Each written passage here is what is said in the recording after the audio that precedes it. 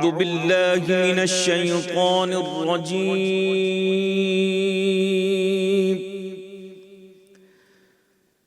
بسم الله الرحمن الرحيم.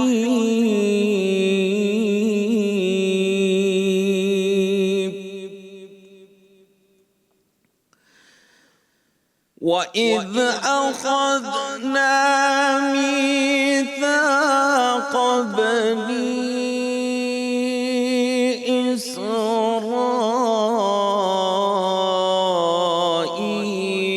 لَا تَعْبُدُونَ إِلَّا اللَّهَ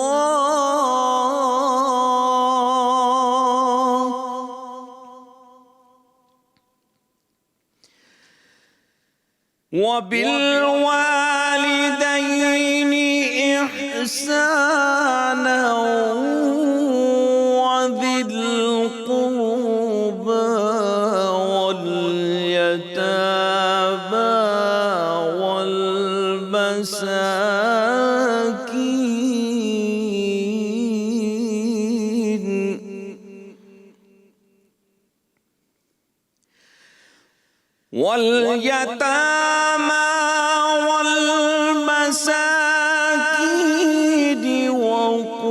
وَقُولُوا لِلنَّاسِ حُسْنًا وَأَقِيمُوا الصَّلَاةَ وَآتُوا الزَّكَاةَ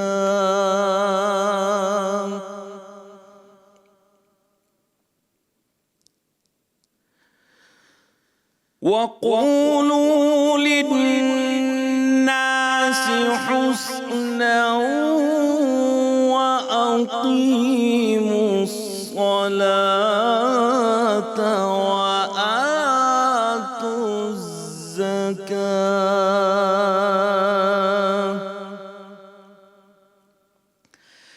ثُمَّ تَوَلَّيْتُمْ إِلَّا قَلِيلًا مِّنكُمْ وَأَنتُم مُّعْرِضُونَ.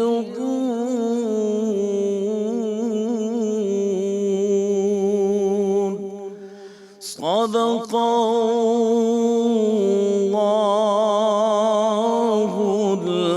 العظیم. اور جب ہم نے بنی اسرائیل سے عہد لیا کہ تم اللہ کے سوا کسی کی عبادت نہ کرو، والدین کے ساتھ حسن سلوک کرو، رشتہ دار، یتیم، مسکین کے ساتھ بھلائی کرو، لوگوں سے اچھی بات کہو، نماز قائم کرو اور زکوٰۃ دو، پھر تم میں سے تھوڑے ہی لوگ اس عہد پر عمل کرنے والے رہے اور تم پھر بھی منہ موڑتے رہے. صدق اللہ العظیم. ناظرین اکرام السلام علیکم. آپ کا میزبان ڈاکٹر زبیر احمد حاضر خدمت ہے. آج 17ویں سحری ہے اور آج جو 17 رمضان ہے، تاریخ کے لحاظ سے اگر ہم بات کریں تو آج اصل میں یوم بدر ہے. آج نبی صلی اللہ علیہ وسلم کے دور میں جو غزوہ بدر ہوا تھا، بدر کی جنگ ہوئی تھی، وہ یہی 17 رمضان کو ہوئی تھی اور اللہ تعالیٰ نے اس میں مسلمانوں کو فتح نصیب کی تھی، جبکہ مسلمانوں کی تعداد کفار کے مقابلے میں 3 گنا کم تھی. تو اللہ تعالیٰ کی مدد آئی تھی. آج کے دن، آج غزوہ بدر کا دن ہے. ہم اپنا یہ سحری ٹرانسمیشن کو کنٹینیو کرتے ہیں، مگر سب سے پہلے دیکھتے ہیں خلاصہ قرآن. مفتی زبیر احمد صاحب کی طرف جاتے ہیں.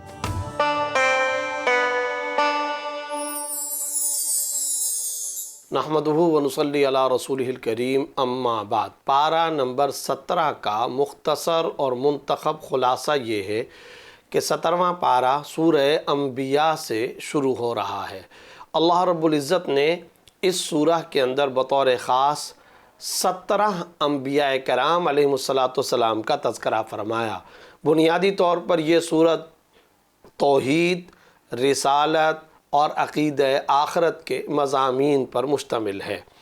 اللہ رب العزت نے اس کے آغاز کے اندر قیامت کا تذکرہ فرمانے کے بعد لاہیۃ قلوبہم واسروا النجوى الآیہ کے ماتحت مشرکین کے اس فرسودہ پرانے اعتراض کا جواب عطا فرمایا جس میں وہ یہ کہا کرتے تھے کہ آپ صلی اللہ علیہ وسلم تو ہماری طرح کے مرد ہیں، بشر ہیں، تو یہ نبی اور پیغمبر کیسے ہو سکتے ہیں؟ تو آپ صلی اللہ علیہ وسلم کے بارے میں اللہ رب العزت نے کئی مقامات پر فرمایا، جیسا کہ پیچھے قل انما انا بشر مثلکم یوحی الی انما الہکم الہ واحد 16ویں پارے کے اندر بھی اللہ رب العزت نے یہ بات ارشاد فرمائی۔ تو یہاں پر وما ارسلنا من قبلک الا رجالا نوحی الآیہ کے ماتحت اللہ رب العزت نے یہ فرمایا جتنے انبیاء کرام علیہ السلام کا سلسلہ بھی ہم نے چلایا ہے وہ سارے انبیاء بشر تھے، مرد تھے، ان کی طرف وحی بھیجی گئی، اور ظاہر ہے بشر اس کو کہتے ہیں جو ذو عقل ہو، ذو حس ہو، یعنی عقل والا ہو، محسوس کیا جانے والا ہو، ہاتھ لگایا جا سکتا ہو، پکڑا جا سکتا ہو۔ تو ظاہر ہے کہ یہ جنس کے اعتبار سے مرد اور بشر ہیں۔ ہاں اس میں کوئی شبہ نہیں کہ وہ سارے کے سارے انسانوں سے مقام اور درجے کے اعتبار سے نہ صرف یہ کہ افضل ہوتے ہیں بلکہ رسول اللہ صلی اللہ علیہ وسلم تو امام الانبیاء ہے، رئیس الانبیاء ہیں، ساری کی ساری انسانیت کے تو سردار و سربراہ ہیں ہی، لیکن انبیاء کی بھی مقامت، انبیاء کی بھی امامت کبریٰ کے منصب پر آپ صلی اللہ علیہ وسلم کو اللہ رب العزت نے فائز فرمایا۔ اس کے بعد فاسألوا اہل الذکر ان کنتم لا تعلمون، اگر تم نہیں جانتے تو اہل ذکر سے پوچھو۔ اس سے یہ بات پتہ چلتی ہے کہ علم اور خاص طور پر علم دین کے معاملے میں جو فقہا ہوں، علماء ہوں، ان سے مسائل پوچھ کر کے زندگی گزارنی چاہیے۔ اس کے بعد توحید خداوندی پر ایک نقلی دلیل کا ذکر کرتے ہوئے لو کان فیہما آلہۃ الا اللہ لفسدتا، تعدد الہ کی نفی فرما دی کہ اللہ کے علاوہ کوئی اور زمین و آسمان میں معبود اور خدا نہیں ہے۔ اگر ہوتا تو زمین کے اندر فساد برپا ہو جاتا۔ ظاہر ہے کہ اگر خدا کے علاوہ نعوذ باللہ کوئی اور معبود اور خدا ہوتا تو پھر یا تو وہ مجبور ہوتا کہ ایک خدا جو بات کہتا ہے وہ دوسرا بھی وہی کہتا، تو جو مجبور ہوتا ہے وہ خدا اور معبود کیسے ہو سکتا ہے؟ اور اگر وہ اختلاف کرتا تو پھر کس کی بات مانی جاتی؟ اب یہ کس کی مانی جائے کس کی نہ، یہ کیا ہے؟ اس طرح سے تو زمین کے اندر، آسمان و زمین میں فساد برپا ہو سکتا تھا۔ اس لیے نقلی طور پر، عقلی طور پر واضح یہ دلیل بیان فرما دی، لو کان فیہما آلہۃ الا اللہ لفسدتا، مؤثر حقیقی، متصرف حقیقی، قادر و مالک، معبود صرف اور صرف اللہ رب العزت کی ذات ہے۔ اس کے علاوہ اگر کوئی ہوتا تو زمین اور آسمان میں فساد برپا ہو جاتا۔ آگے چل کر کل نفس ذائقۃ الموت ونبلوکم بالشر والخیر فتنہ والینا ترجعون کے ماتحت اللہ رب العزت نے یہ بات بیان فرمائی، ہر نفس نے موت کا ذائقہ چکھنا ہے۔ اس آیت کا پس منظر مختصراً یہ کہ یہ مشرکین نعوذ باللہ آپ صلی اللہ علیہ وسلم کے اس دنیا سے چلے جانے کا انتظار کرتے تھے اور کہتے تھے کہ نعوذ باللہ جب یہ دنیا سے چلے جائیں گے تو ہم خوشیاں منائیں گے۔ تو اللہ رب العزت نے فرمایا کہ اس دنیا کے اندر تو کوئی انسان ایسا نہیں ہے جس پر موت نہ آنی ہو، سب نے مر جانا ہے، تم نے مر جانا ہے، ہر ایک نے مر جانا ہے، تو کسی کی موت یا کسی کے دنیا سے جانے پر کس طرح کی خوشی؟ یہ تو خود ایک مضحکہ خیز قسم کا تصور ہے۔ اس کے بعد وزن اعمال کا تذکرہ کرتے ہوئے وَنَضَعُ الْمَوَازِينَ الْقِسْطَ لِيَوْمِ الْقِيَامَةِ فَلَا تُظْلَمُ نَفْسٌ شَيْئًا، قیامت کے دن ہم باقاعدہ ترازو قائم کریں گے اور وہ انصاف کے ترازو ہوں گے اور ان کے پلڑوں کے اندر اعمال کو تولا جائے گا، کسی نفس پر کوئی ظلم نہیں کیا جائے گا۔ اگلی آیات میں حضرت ابراہیم علیہ السلام کا قصہ بیان کیا گیا ہے۔ ان کے والد بت پرست تھے اور وہ نہ صرف یہ کہ بت پرستی کے اندر مبتلا رہتے تھے بلکہ بت بنایا کرتے تھے، بت بنا کر فروخت کرتے تھے۔ ایک دن ابراہیم علیہ السلام کی قوم جشن منانے کے لیے میلے کی غرض سے کہیں چلے گئی، اور چلے جانے کے بعد ادھر جہاں یہ بت قائم تھے ابراہیم علیہ السلام نے جا کر سارے بتوں کو توڑ دیا، اور وَلَقَدْ آتَيْنَا رُشْدَهُ مِنْ قَبْلِ الْآیَہ، یہ پورا قصہ اللہ رب العزت نے بیان فرمایا۔ ان تمام بتوں کو توڑنے کے بعد جو بڑا بت تھا اس پر اپنا کلہاڑا رکھ دیا۔ قوم واپس آئی، دیکھا کہ سارے کے سارے بت تو ٹوٹے ہوئے ہیں، کہنے لگے کہ یہ کس نے کام کیا؟ آپس میں سوچ وچار کرنے کے بعد کہا کہ ہاں ہمارے ہاں معاشرے میں ایک نوجوان ہے جو بتوں کو ہر وقت برا بھلا کہتا ہے، اس کا نام ابراہیم ہے، جاؤ جا کر کے اس سے سوال کرو۔ جب آئے اور ابراہیم علیہ السلام سے سوال کیا کہ یہ کس نے توڑے، تو حضرت ابراہیم علیہ السلام نے فرمایا بل فعلہ کبیرہم، ان بتوں کا جو بڑا بت ہے اس پر کلہاڑا پڑا ہوا ہے، جاؤ جا کر اس سے پوچھ لو، اس نے کیا ہے یہ کام۔ طنز فرمایا اور ظاہر ہے حضرت ابراہیم علیہ السلام کا مقصود یہ تھا کہ تم تو یہ سوچتے ہو نا کہ یہ بت معبود ہیں، مالک ہیں، قادر ہیں، بگڑی بناتے ہیں، تم تو یہ سوچتے ہو نا کہ یہ عزت دیتے، ذلت دیتے، زندگی دیتے، موت دیتے ہیں اور یہ سب کچھ کرنے پر قدرت رکھتے ہیں، تو جاؤ پھر یہ بڑا بت ہے اس سے جا کر کے پوچھو۔ اب ظاہر ہے کہ یہ سارے عاجز ہو گئے، وہ بت کہاں سے جواب دے سکتا تھا؟ ظاہر ہے یہ بت لا ينفع ولا يضر، لا يسمع ولا يبصر، نہ یہ دیکھتے ہیں، نہ یہ سنتے ہیں، نہ نفع پہنچا سکتے ہیں، نہ نقصان پہنچا سکتے ہیں۔ تو بل فعلہ کبیرہم، جاؤ ان کے ہی بڑے نے کیا ہوگا۔ یہ جو جملہ حضرت ابراہیم علیہ السلام نے فرمایا، طنز مقصود تھا کہ تم جن کی پرستش کرتے ہو، جن کی تم عبادت کرتے ہو، بتاؤ وہ کوئی بات کرنے، نفع نقصان پہنچانے کی قدرت رکھتے ہیں؟ اس سے عقیدہ توحید اللہ رب العزت نے ان پر آشکارا فرمایا، اور حضرت ابراہیم علیہ السلام کے بارے میں فرمایا کہ یہ رشد اللہ نے ان کو عطا فرمائی، اور انہوں نے اس طریقے سے ان کے سامنے عقیدہ توحید کو رکھا۔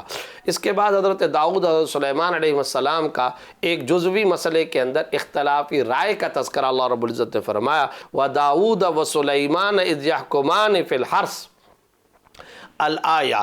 اس کے ضمن کے اندر پہلے تو یہ بات سمجھنی چاہیے کہ حضرت داؤد علیہ السلام، حضرت سلیمان علیہ السلام، یہ دونوں اللہ کے نبی ہیں۔ ایک موقع پر ایک واقعہ یہ پیش آیا کہ ایک آدمی کی چند بکریاں دوسرے کے کھیت میں چلی گئیں اور جا کر کے اس کے کھیت کا بڑا حصہ اس بکریوں نے کھا لیا۔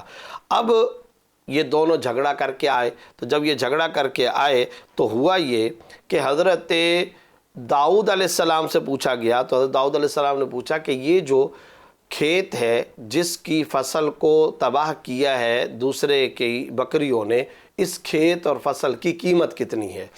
چنانچہ فرمایا کہ جتنی اس کی قیمت ہے، بکریوں والوں کو کہا کہ تم اتنی قیمت کی بکریاں اس کو دے دو۔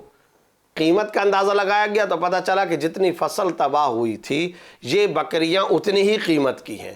تو گویا کہ حضرت داؤد علیہ السلام نے یہ فیصلہ کیا کہ جس کی بکریوں نے یہ کھیتی کھائی ہے، یہ بکریاں کھیتی والے کو دے دی جائیں۔ حضرت سلیمان علیہ السلام کے پاس یہ معاملہ، یہ مسئلہ آیا تو انہوں نے کہا کہ دیکھو، بکریوں والا وہ جا کر کے کھیتی والے کی کھیتی کے اندر کام کرے، محنت کرے، اور کھیت والا بکریوں کو چرا کر ان کا دودھ پیے۔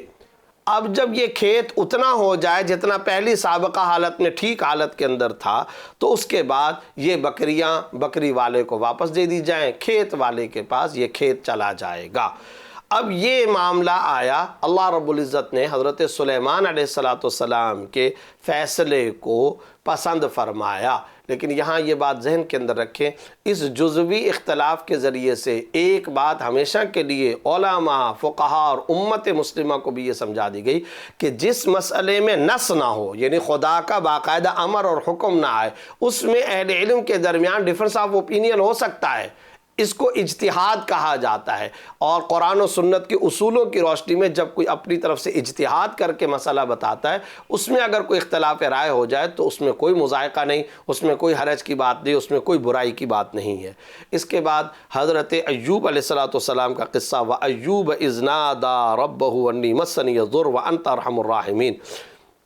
حضرت ایوب علیہ السلام پر بیماری اور آزمائش آئی، اور اس آزمائش کے نتیجے میں سارے کا سارا ساز و سامان ختم ہو گیا، بیماری بہت زیادہ بڑھ گئی، لیکن ان کی بیوی نیک تھی، اللہ رب العزت نے ان کی بیوی کے ذریعے سے ان کی خدمت کروائی، اور اس بیوی نے خوب خدمت کی، جس کے نتیجے میں یہ اللہ رب العزت نے بیماری بھی ختم فرما دی۔ اس کے بعد حضرت یونس علیہ السلام کی قوم کا واقعہ بیان فرمایا کہ وہ شرک کے اندر مبتلا تھی۔ حضرت یونس علیہ السلام نے فرمایا کہ اب مان جاؤ، اگر تم نہیں مانتے ہو تو 3 دن کا ٹائم ہے، ورنہ 3 دن کے بعد عذاب آئے گا۔ تیسرے دن یونس علیہ السلام اس علاقے سے خود چلے گئے۔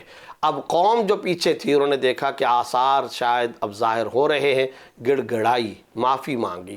چونکہ عذاب کے آنے سے پہلے قوم یونس نے توبہ کر لی اور ایمان لے کر کے آ گئے، لہٰذا اللہ رب العزت نے ان کو معاف فرما دیا اور آئے ہوئے عذاب کو ٹال دیا۔ مگر اللہ رب العزت کو حضرت یونس علیہ السلام کا بغیر حکم الہی کے تیسرے دن وہاں بستی سے نکل جانا، علاقے سے از خود چلے جانا، یہ پسند نہ آیا۔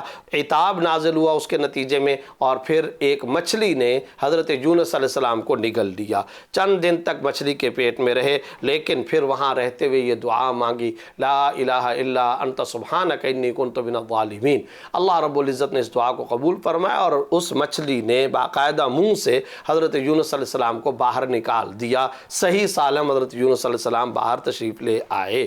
اس سے ہم سب کے لیے بھی ایک سبق ہے کہ جب ہم کسی مشکل میں، تنگی کے اندر مبتلا ہوں تو یہ قرآنی وظیفہ، نبوی وظیفہ، ایک پیغمبر اور نبی کا وظیفہ، لا الہ الا انت سبحانک انی کنت من الظالمین، اس کا ہمیں خاص طور پر ورد کرنا چاہیے. کوئی معبود نہیں سوائے اللہ کے، میں آپ کی پاکیزگی بیان کرتا ہوں، بے شک میں ظالموں میں سے ہو گیا تھا. لا الہ الا انت سبحانک انی کنت من الظالمین. اس کے بعد اس صورت کے اختتام پر انکم وما تعبدون من دون اللہ حسب جہنم انتم لہا واردون.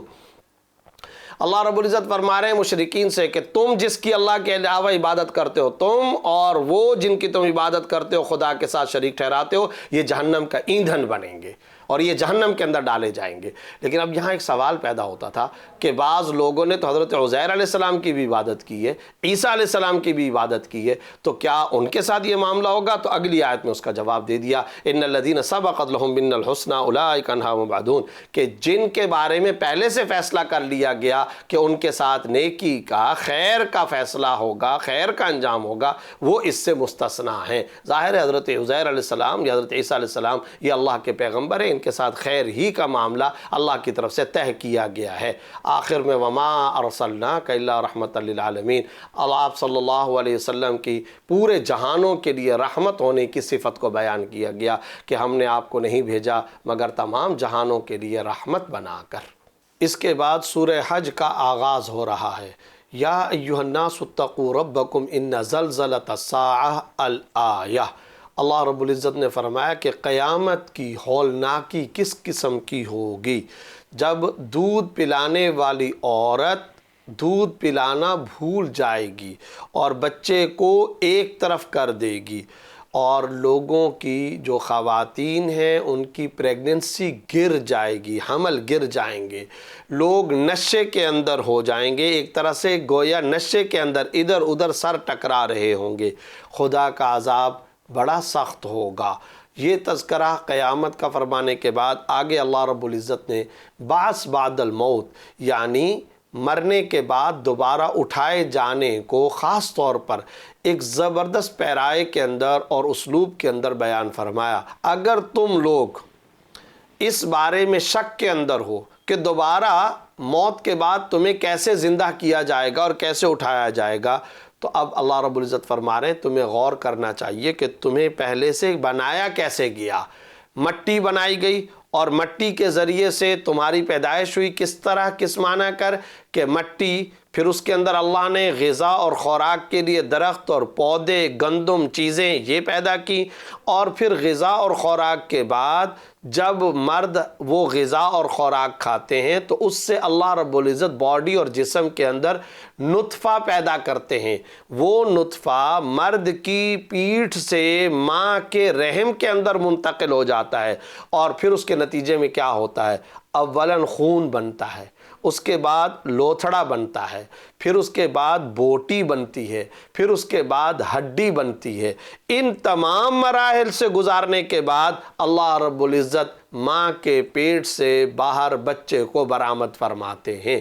تو جو اللہ رب العزت یہ سارے مراحل کرنے پر قادر ہے، اس اللہ کے لیے دوبارہ انسان کو پیدا کرنا یا زندہ کر کے کھڑا کر لینا کیا مشکل ہے؟ کیا وہ خدا اس پر قادر نہیں ہے؟ یقیناً وہ اس پر قادر ہے. جس اللہ نے یہ سب بنایا وہ دوبارہ بنانے پر بھی لازم قادر ہے، اس کے لیے کچھ مشکل نہیں.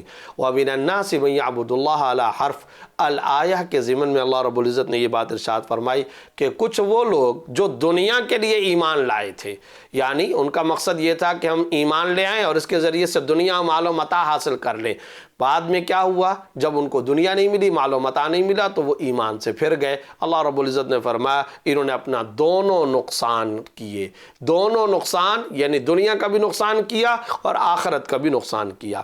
اس کے بعد اللہ رب العزت نے کعبۃ اللہ کی تعمیر کا تذکرہ یوں فرمایا وَإِذْ بَوَّأْنَا لِإِبْرَاهِيمَ مَكَانَ الْبَيْتِ۔ دراصل خانہ کعبہ بیت اللہ حضرت آدم علیہ السلام کا تعمیر کردہ ہے، لیکن بعد میں اس کی عمارت منہدم ہو گئی۔ اللہ نے ابراہیم علیہ السلام کو وہ مقام اور جگہ بتا دی، اس جگہ کی نشاندہی فرما دی کہ اس جگہ پر کعبے کی تعمیر کرو۔ چنانچہ حضرت ابراہیم علیہ السلام نے اپنے صاحبزادے حضرت اسماعیل علیہ السلام کے ساتھ مل کر کے اس جگہ بیت اللہ کی تعمیر نو فرمائی، اور پھر اس کے بعد اگلی آیات میں فرمایا جب کعبۃ اللہ کی تعمیر ہو گئی اب آپ اعلان حج کر لیں، اور اللہ رب العزت نے فرمایا کہ اس اعلان حج کے نتیجے میں لوگ اپنی سواریوں کو تھکا کر کے حج بیت اللہ کرنے کے لیے آئیں گے۔ اس کے بعد اگلی آیات میں وَيَذْكُرُ اللَّهَ فِي أَيَّامٍ مَّعْلُومَاتٍ عَلَىٰ مَا رَزَقَهُمْ الْآيَةِ۔ قربانی کے مخصوص ایام کا تذکرہ فرمایا، 10 ذی الحجہ سے لے کر 12 ذی الحجہ تک قربانی کے ایام معلومات ہیں، اور یہ کہ قربانی کے ایام معلومات یہ ہیں، کئی صحابہ کرام سے یہ مروی ہے۔ یہاں ان مخصوص ایام میں جن میں قربانی ہوتی ہے، نحر ہوتا ہے، اللہ کے ذکر کی خاص طور پر ترغیب دی گئی ہے کہ ان مقررہ اور معلوم ایام کے اندر اللہ کا ذکر کیا جائے۔ اس کے بعد لَن يَنَالَ اللَّهَ لُحُومُهَا وَلَا دِمَاؤُهَا وَلَكِنْ يَنَالُهُ التَّقْوَىٰ مِنْكُمْ۔ سورہ حج کی آیت نمبر 37 ہے، اس میں اللہ رب العزت یہ فرما رہے ہیں کہ جو تم قربانی کے لیے جانور ذبح کرتے ہو، اللہ کو گوشت پوست نہیں پہنچتا، اللہ کو تقوی پہنچتا ہے، خوف خدا جو تمہارے دلوں کے اندر ہے وہ مقصود ہے۔ دیکھیے قابل غور نقطہ یہاں پر یہ ہے، اس آیت نمبر 37 میں اللہ رب العزت یہ فرما رہے ہیں قربانی کا مقصود تقوی۔ پیچھے اسی سورہ حج کے اندر آیت نمبر 32 کے اندر اگر آپ دیکھیں، جہاں بیت اللہ کا تذکرہ آیا تو وہاں شاعر اسلام، شاعر اللہ کی تعظیم کرنے کا حکم دیا گیا، اور ساتھ میں وہاں پر بھی تقوی کا تذکرہ ہے وَمَن يُعَظِّمْ شَعَائِرَ اللَّهِ فَإِنَّهَا مِن تَقْوَى الْقُلُوبِ۔ جو اللہ کے شاعر یعنی کعبۃ اللہ وغیرہ کا احترام کرتا ہے تو یہ دلوں کے تقوی کا کام ہے۔ آپ اندازہ لگائیے کہ یہاں قربانی کا مقصود تقوی، شاعر اللہ کی تعظیم کا مقصود تقوی۔ سورہ بقرہ آیت نمبر 183 کے اندر اللہ رب العزت جہاں روزے کا حکم دے رہے ہیں، یا ایھا الذین آمنوا کتب علیکم الصیام کما کتب علی الذین من قبلکم لعلکم تتقون، وہاں روزے کا مقصود تقوی بیان کرنا، تقوی کو روزے کا مقصود اصلی قرار دیا گیا۔ جہاں حج کا تذکرہ آ رہا ہے، الحج اشہر معلومات فمن فرض فیہن الحج فلا رفث ولا فسوق ولا جدال فی الحج وما تفعلوا من خیر یعلم اللہ وتزودوا فإن خیر الزاد التقوی۔ حج کا تذکرہ کرتے ہوئے بھی حج کا مقصود تقوی، تو نماز کا مقصود تقوی، روزے کا مقصود تقوی، جہاد کا مقصود تقوی، شاعر اسلام کا مقصود تقوی، اور اسی طرح اس آیت کے اندر 37 کے اندر اللہ رب العزت نے فرمایا لَن يَنَالَ اللَّهَ لُحُومُهَا وَلَا دِمَاؤُهَا وَلَكِنْ يَنَالُهُ التَّقْوَىٰ مِنْكُمْ۔ قربانی کے جانور کے یہ سینگ، یہ گوشت، یہ پوست، یہ کھال، یہ اللہ کو نہیں پہنچتا، تقوی جو ہے وہ اللہ رب العزت کو پہنچتا ہے، اور وہی مقصود اصلی ہے۔ آپ سب حضرات جانتے ہیں کہ مکہ مکرمہ کے اندر تمام صحابہ کرام کو مشرکین کے مظالم کے جواب میں صبر اور خاموشی اختیار کرنے کا حکم دیا گیا تھا، گویا ہاتھ بندھے ہوئے تھے، روکا گیا تھا کہ تم نے جواب نہیں دینا، قتال و جہاد نہیں کرنا۔ لیکن جب مدینہ تشریف آئے تو یہ سب سے پہلے آیت جہاد کے بارے میں نازل ہوئی کہ جن لوگوں نے ظلم برداشت کیے اب ان کو یہ اجازت دی گئی کہ وہ قتال کر سکتے، جہاد کر سکتے۔ چنانچہ اس کے نتیجے میں جنگ بدر ہوئی، اور اللہ رب العزت نے جنگ بدر کے اندر فتح و نصرت عطا فرمائی۔ اگلی آیات میں الذین ان مکناہم فی الارض اقاموا الصلاۃ وآتوا الزکاۃ وامروا بالمعروف ونہوا عن المنکر، وہ لوگ کہ جن کو ہم زمین کے اندر قرار، استحکام، اقتدار اور اختیار عطا کرتے ہیں، وہ 4 کام کرتے ہیں، نماز قائم کرتے ہیں، اقامت صلاۃ، نظام زکوٰۃ قائم کرتے ہیں، بھلائی کا حکم دیتے ہیں، برائی سے روکتے ہیں۔ اس آیت مبارکہ از سورہ حج کے اندر اللہ رب العزت نے ایک فیورٹ اسلامک اسٹیٹ کے بنیادی فرائض بیان فرمائے۔ اسلامی ریاست کے بنیادی فرائض کیا ہوتے ہیں؟ آج کل بہت سارے لوگ یہ کہا کرتے ہیں کہ جناب ریاست جو ہوتی ہے، اسٹیٹ جو ہوتی ہے، وہ تو بے دین ہوتی ہے، وہ تو سیکولر ہوتی ہے اور وہ تو لامذہب ہوا کرتی ہے۔ یہاں قرآن کریم کیا فرما رہا ہے؟ الذین مکناہم فی الارض، جب ہم ان کو زمین کے اندر قرار، استحکام و اقتدار عطا کرتے ہیں، وہ نماز قائم کرتے ہیں۔ گویا اقامت صلاۃ کی انوائرمنٹ ریاست کا کام ہے۔ یہ ریاست کے فرائض میں شامل ہے کہ وہ نماز کی طرف لوگوں کو ترغیب دے، محکمہ زکوٰۃ قائم کرے، لوگوں کو انفاق فی سبیل اللہ اور زکوٰۃ کے قیام کا اللہ رب العزت باقاعدہ ایک اسلامک اسٹیٹ اور ریاست کو آرڈر دے رہے ہیں، حکم دے رہے ہیں۔ اور اس کے بعد امر بالمعروف اور نہی عن المنکر، گناہوں سے روکنا، بھلائی کا حکم دینا۔ گویا اس سے معاشرہ ایک جنتی اور حقیقی ریاست مدینہ اور ایک گل گلزار سوسائٹی تعمیر ہوگی، اور ایک ایسا معاشرہ اور ایک ایسی اوپن سوسائٹی ڈیولپ ہوگی جس کے اندر چاروں طرف امر بالمعروف نہی عن المنکر، اللہ سے وفاداری کی فضا قائم ہوگی۔ یہ اس آیت مبارکہ میں اللہ رب العزت نے بیان فرمایا۔ اس کے بعد وما ارسلنا من قبلک من رسول ولا نبی الا اذا تمنى القى الشیطان فی امنیتہ، الآیہ میں تسلی خاتم الانبیاء صلی اللہ علیہ وسلم کا انتظام کیا گیا۔ اللہ رب العزت فرما رہے ہیں کہ اے محمد صلی اللہ علیہ وسلم، آپ کو گھبرانا نہیں چاہیے۔ پچھلے انبیاء کرام بھی جب اپنی امتوں کو توحید کی دعوت دیتے تھے اور جب ایمان کی دعوت دیتے تھے تو اس موقع پر شیطان ان لوگوں کے دلوں میں وسوسے ڈال لیتا تھا۔ پھر اللہ رب العزت ان کے شکوک و شبہات کو ختم فرما دیتے تھے، جن کو پھر اللہ رب العزت نے ہدایت مقدر میں جن کے ہوتی تھی، اللہ رب العزت ان کو ہدایت عطا فرماتے تھے اور وہ ایمان لے آتے تھے۔ لہٰذا اب بھی اگر شیطان ان لوگوں کے دلوں میں وسوسے ڈالے تو آپ کو گھبرانا نہیں چاہیے۔ اس کے بعد یا ایھا الناس ضرب مثل فاستمعوا لہ، معبودان باطلہ کی بے بسی کو اللہ بڑی خوبصورت مثال کے ذریعے سے واضح فرما رہے ہیں۔ یعنی یہ مشرکین بتوں کی پرستش اور عبادت کرتے ہیں۔ اللہ رب العزت فرما رہے ہیں کہ ایک مثال کے ذریعے سے سمجھنے کی کوشش کرو۔ یہ جو معبودان باطلہ ہیں، مورتیاں ہیں، بت ہیں، یہ ایک مکھی نہیں بنا سکتے، ایک مکھی نہیں پیدا کر سکتے۔ اور اگر کوئی مکھی، چلو مکھی پیدا کرنا بنانا وہ تو پھر بھی دور کی بات ہے، اس مکھی کی اس حالت پر بھی یہ قدرت نہیں رکھتے کہ اگر وہ کوئی چیز منہ کے اندر لے کر کے چلی جائے تو یہ سارے کے سارے بت اور مورتی اور معبودان باطلہ اس کے منہ سے وہ چیز واپس چھین لیں، یہ اس پر بھی قدرت نہیں رکھتے۔ یعنی نہ تو یہ مکھی پیدا کر سکتے ہیں اور نہ ہی مکھی کے منہ سے کوئی چیز نکال سکتے ہیں۔ جو اس حد تک بھی قدرت نہیں رکھتے، کیا وہ عبادت کے لائق ہو سکتے ہیں؟ کیسے ہو سکتا ہے کہ ان کو پوجا جائے؟ کیسے ہو سکتا ہے کہ ان کی پرستش اور ان کی عبادت کی جائے؟ اس کے بعد ما جعل علیکم فی الدین من حرج، کہ دین کے اندر کوئی سختی اور مشکل نہیں۔ اس کا یہ مطلب نہیں ہے کہ دین کے اندر سختی اور مشکل نہیں، کہ دین کے احکام پر بعض اوقات عمل کرنے میں مشقت نہیں ہوگی، یقیناً یہ مشقت ہوگی۔ مطلب اور مفہوم اس کا یہ کہ اللہ انسان کو اتنا مکلف، مسئول و ذمہ دار بناتا ہے جتنا اس کے بس اور اختیار میں ہوتا ہے۔ اس کے بس اور اختیار سے زیادہ اللہ رب العزت کسی پر بوجھ نہیں ڈالتے۔ اس کے بعد لیکون الرسول شہیدا علیکم، اس آیت کے اندر امت محمدیہ کی ایک اور فضیلت کو اللہ رب العزت نے بیان فرمایا اس طرح کہ پچھلے انبیاء کرام قیامت والے دن گواہی دیں گے۔ اس گواہی کا تذکرہ پہلے بھی گزر چکا ہے۔ پچھلے انبیاء کرام اس بات کی گواہی دیں گے کہ ہم نے اپنی امتوں کو توحید کی دعوت دی تھی مگر انہوں نے انکار کیا تھا۔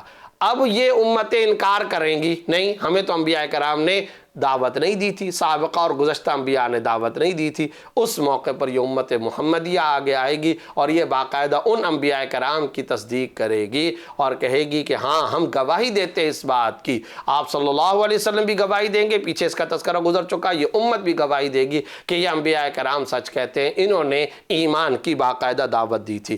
اس سے اس امت محمدیہ کی مزید فضیلت ثابت ہو گئی۔ اب اس فضیلت کے نتیجے میں شکر کے طور پر اس امت کو یہ کام کرنا چاہیے کہ نماز قائم کریں اور زکوٰۃ ادا کریں اور اللہ کی رسی کو یعنی قرآن کو مضبوطی سے تھامیں اور اللہ کی ذات پر مکمل توکل اور بھروسہ اختیار کریں۔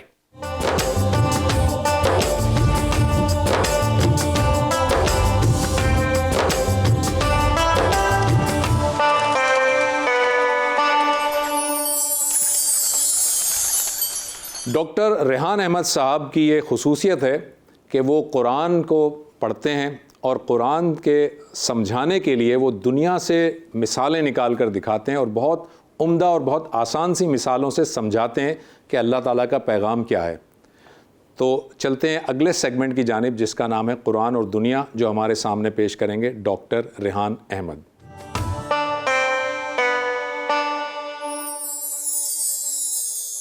بسم اللہ الرحمن الرحیم۔ انسان جب اس دنیا میں آنکھ کھولتا ہے تو اس کے سامنے دو بنیادی سوالات آتے ہیں۔ پہلا سوال یہ کہ اس کائنات کی حقیقت کیا ہے، اور دوسرا یہ کہ خود انسان کی زندگی کا مقصد کیا ہے۔ ان سوالوں کے جواب جب بھی دیے گئے ہیں اور اگر غلط دیے گئے ہیں تو اس کے نتیجے میں دھرتی پر ہمیشہ ظلم اور فساد برپا ہوا ہے۔ لیکن یہ وہ سوال ہیں جو اہم ہیں، اس لیے انسانوں نے ان کا جواب تلاش کیا، اور جب ہم اس کا احاطہ کرتے ہیں، سمرائز کرتے ہیں، تو معلوم یہ ہوتا ہے کہ کل انسانی تاریخ میں 3 ہی جواب دینے کی کوشش کی گئی ہے یا دیے گئے ہیں۔ پہلا جواب وہ ہے، پہلا نقطہ نظر وہ ہے جس کے دور میں اس وقت ہم زندہ ہیں۔ یہ الحاد ہے اور یہ کسی خالق کو تسلیم نہیں کرتا۔ اس کے نزدیک یہ کائنات اپنی خالق آپ ہے، اسی نے یہاں پر حیات پیدا کی ہے، اور اسی مادے نے حیات سے پھر شعور کو جنم دیا ہے جو انسان کی شکل میں اس وقت یہاں موجود ہے۔ زندگی کا مقصد اسی انسان کی خواہشات کی تسکین ہے، اس لیے کہ جب کوئی خالق نہیں ہے تو پھر انسان خود ہی گویا کہ خدا ہے، جس مفہوم میں بھی خدا کہا جا سکتا ہے۔ اور پھر انسانوں کے اندر چونکہ حقیقت یہ ہے کہ کچھ خاص لوگ آگے بڑھ جاتے ہیں، یعنی اپنی صلاحیت کی بنا پر، اپنے ملنے والے مواقع کی بنا پر وہ دوسروں سے آگے بڑھ جاتے ہیں۔ تو یہ وہ لوگ ہوتے ہیں جو عام طور پر حکمران طبقات ہوتے ہیں، جو طاقتور طبقات ہوتے ہیں، یہ پھر دنیا کو غلام بناتے ہیں اور پھر دنیا بھر میں فساد پھیلاتے ہیں۔ اس کو اگر آپ عملاً سمجھنا ہے، دیکھنا ہے، تو آپ اندازہ کیجئے کہ جب سے یہ تہذیب دنیا پہ غالب آئی ہے تو ایسا انسانی تاریخ میں کبھی نہیں ہوا، لیکن دنیا کے 3 بر اعظم یعنی بر اعظم شمالی امریکہ، جنوبی امریکہ اور آسٹریلیا کی مقامی آبادی کو ختم کر کے اس کے وسائل پر قبضہ کر لیا، اور باقی دنیا سے بھی انہوں نے خوب نوچ کھسوٹ کی ہے۔ اس کے علاوہ 2 عالمی جنگیں ان کے کریڈٹ کے اوپر ہیں۔ یہ گویا کہ الحاد کی کمائی ہے جو اس نے انسانیت کو دی ہے۔ دوسرا نقطہ نظر جو قدیم ہے وہ شرک ہے۔ اس نقطہ نظر میں بہت سارے خدا ہیں جو کائنات کو چلا رہے ہیں، دنیا کو چلا رہے ہیں، اور انسان کی زندگی کا مقصد ان خداؤں کو راضی کرنا ہے۔ تو یہ ہے وہ ہدف جو انسان کے سامنے رکھا گیا ہے، لیکن عملی طور پر نتیجہ یہ نکلتا ہے کہ انسان ایک دفعہ پھر کچھ خاص طبقات کا غلام بن جاتا ہے، خاص طور پہ بادشاہوں کا، جو کہ خدا کے نام پہ کھڑے ہوتے ہیں، خدائی اوتار ہیں، خدا کا جسمانی ظہور ہوتے ہیں، یا مذہبی طبقات جو خدا کو ریپرزینٹ کرتے ہیں، اور پھر یہ انسانوں کے اوپر ظلم کرتے ہیں۔ پوری انسانی تاریخ اس ظلم سے بھری ہوئی ہے۔ تیسرا نقطہ نظر رہبانیت کا نقطہ نظر ہے، جو اس کا رد عمل بھی تھا، اور یہ ہمارے ہی علاقے میں جنوبی ایشیا کے اندر اس نے جنم لیا۔ اور اس نقطہ نظر کے مطابق یہ کائنات اصل میں ایک روح کا مادی ظہور ہے، ایک کائناتی روح ہے، اور اس نے ظہور کیا ہے، اور اس کی ایک شکل جو ہے جو گویا کہ جدا ہو کر ہم انسانوں کے اندر ہے، اور ہم انسانوں کا مقصد یہ ہے کہ ہماری اس روح کو اس کائناتی روح سے مل جانا ہے۔ اس لیے کہ یہ روح جب جدا ہوئی ہے تکلیف میں آ گئی ہے، دکھ میں آ گئی ہے، اور خاص طور پر وہ مادیت اور مادی خواہشات کے پیچھے لگ کر دکھ میں آ گئی ہے۔ تو اس خواہش کو چھوڑنا، ترک کرنا، دنیا کو ترک کرنا اور اس روح کے طرف لوٹ جانا، یہ زندگی کا ہدف قرار پاتا ہے۔ لیکن یہ نقطہ نظر غیر فطری ہے۔ اس کو اختیار کرنے والے جو سب سے بڑے مذاہب تھے جنہوں نے کلاسیکل فارم میں اس کو اختیار کیا، جین مت اور خاص طور پر بدھ مت، آپ اندازہ کیے جہاں انہوں نے جنم لیا وہ وہاں باقی نہیں رہے، اور اسی لیے اب ہم جانتے ہیں کہ ہندوستان جو ہے غیر معمولی زرخیز زمین ہے، مگر یہاں پر ہمیشہ بیرونی حملہ آور مسلط ہوتے رہے، اس کو شکست دیتے رہے۔ اس کی وجہ یہی تھی کہ یہ نقطہ نظر ہی گریز پر مبنی ہے اور یہ غیر فطری ہے۔ جو واحد نقطہ نظر اس باب میں ٹھیک ہے وہ پہلے دن سے اللہ تعالیٰ نے انسانوں کو دے دیا تھا، لیکن انسانوں کا کمال یہ ہے کہ انہوں نے اس نقطہ نظر کو کبھی قبول نہیں کیا، اور وہ نبیوں کا نقطہ نظر ہے جسے عرف عام میں ہم ایمانیات کہتے ہیں۔ ہمارے ایمانیات جو ہم سادہ کوئی چیز سمجھتے ہیں، 5 چیزوں کو پان لیا، وہ 5 چیزیں نہیں ہیں، وہ ورلڈ ویو ہیں۔ وہ ان بنیادی سوالوں کے جواب ہیں کہ ہمارا خالق و مالک ہے جس کے حضور ہمیں پیش ہو کر ابدی زندگی گزارنی ہے، اور وہاں کامیابی کا ذریعہ جو زندگی کا مقصد ہے وہ یہ ہے کہ ایک بندگی کی زندگی گزاری جائے جو اعلیٰ اخلاقی زندگی ہو۔ اس کے نتائج کیا نکلے ہیں؟ انسانیت نے چونکہ کبھی قبول ہی نہیں کیا، اس لیے اس کے نتائج کبھی نہیں نکلے، لیکن جب نکلے ہیں اس کا کوئی نمونہ دیکھنا ہے تو حضرت داؤد، حضرت سلیمان کا دور دیکھ لیجئے یا خلافت راشدہ کا دور دیکھ لیجئے۔ معلوم تاریخ میں یہی 2 دور ہیں جہاں پر شیر اور بکری ایک ہی گھاٹ پر پانی پیتے تھے، اور زکوٰۃ دینے والے تو ہوتے تھے، زکوٰۃ لینے والے نہیں ہوتے تھے۔ یہ وہ نقطہ نظر ہے جو انسانیت آج بھی قبول کر لے تو یہی نتیجہ نکلے گا۔ وآخر دعوانا ان الحمدللہ رب العالمین۔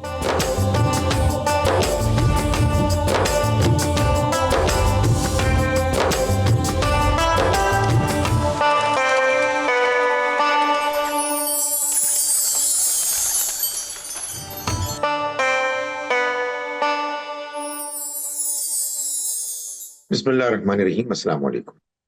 نبی اکرم صلی اللہ علیہ وسلم کا ارشاد ہے، التائب من الذنب کمن لا ذنب لہ، گناہ سے توبہ کرنے والا ایسے ہوتا ہے جیسے کہ گویا کہ اس نے کبھی گناہ کیا ہی نہیں۔ یہ وہ حقیقت ہے کہ جس کو قرآن مجید نے بھی بار بار بیان کیا ہے۔ اللہ تعالیٰ نے 3 گناہوں کا ذکر کرنے کے بعد سورہ الفرقان کی آخری آیات میں فرمایا، یعنی جس نے شرک کیا، قتل کیا، زنا کیا، یہ وہ لوگ ہیں کہ جو جہنم میں جائیں گے اور اس میں ہمیشہ رہیں گے، الا سوائے من تابا، سوائے اس کے کہ جس نے توبہ کی، وآمنا اور ایمان لایا، وعمل عملا صالحا اور اس نے نیک اعمال کیے، فاولئک یبدل اللہ سیئاتہم حسنات، یہ وہ لوگ ہیں کہ جن کی برائیوں کو اللہ نیکیوں اچھائیوں سے بدل دے گا۔ اللہ تعالیٰ نے تمام انسانوں کو اپنے پیغمبر صلی اللہ علیہ وسلم کی جانب سے یہ دعوت دی ہے کہ وہ اپنے گناہوں سے توبہ کرنے اور اللہ کی رحمت سے مایوس نہ ہو۔ چنانچہ سورہ زمر سورہ نمبر 39 کی آیت نمبر 53 میں اللہ تعالیٰ یہ فرماتے ہیں کہ اے پیغمبر، میرے ان بندوں سے کہہ دیجئے اسرفوا علی انفسہم، جنہوں نے اپنی جانوں پر ظلم کیا، گناہ کیے، لا تقنطوا من رحمت اللہ، اللہ کی رحمت سے مایوس نہ ہو، انہ یغفر الذنوب جمیعا، وہ سارے گناہ معاف کر دے گا، انہ هو الغفور الرحیم، یقیناً وہ معاف کرنے والا، رحم کرنے والا۔ وَأَنِيبُوا إِلَىٰ رَبِّكُمْ، تو تم رجوع کرو اپنے رب کی طرف، وَأَسْلِمُوا لَهُ، اور اس کے فرما بردار بن جاؤ، یعنی اپنے گناہوں سے توبہ کرو، اپنی اصلاح کرو تو اللہ تعالیٰ تمہیں معاف کر دے گا۔ اللہ نے قرآن مجید میں یہ بات بیان فرمائی ہے کہ اللہ یحب التوابین ویحب المتطہرین، اللہ توبہ کرنے والوں اور پاک صاف رہنے والوں کو پسند فرماتا ہے۔ السلام علیکم ورحمۃ اللہ وبرکاتہ۔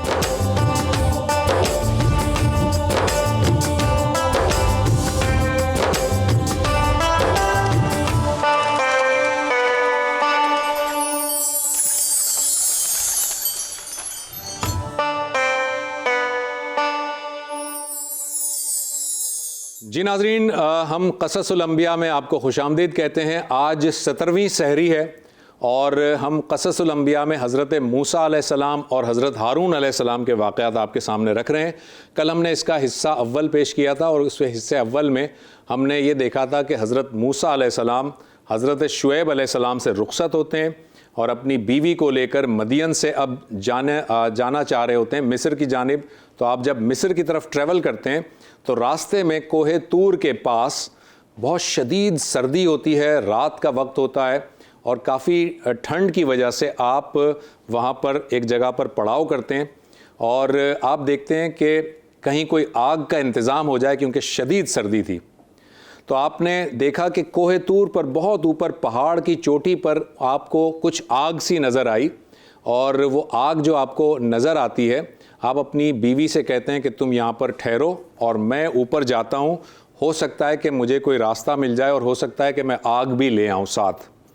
یہ جو آپ کے سامنے میپ نظر آ رہا ہے ناظرین، اس میپ میں آپ دیکھیں کہ آپ کو شمال کی جانب مصر کا وہ علاقہ نظر آ رہا ہے جہاں فرعون رہتا تھا، جہاں حضرت موسیٰ رہتے تھے 10 سال پہلے، اور دوسری جانب جنوب کی جانب آپ کو مدین نظر آ رہا ہے جہاں پر آپ مائیگریٹ کر کے گئے تھے، اور بیچ میں آپ کو ماؤنٹ آف طور کا علاقہ نظر آ رہا ہے۔ یہاں پر ابھی آپ نے پڑاؤ کیا ہے، رات کا وقت ہے، سردی ہے، اپنی بیوی کو آپ نے وہاں پہ بٹھایا اور اب آپ کوہ طور کی جانب روانہ ہوئے۔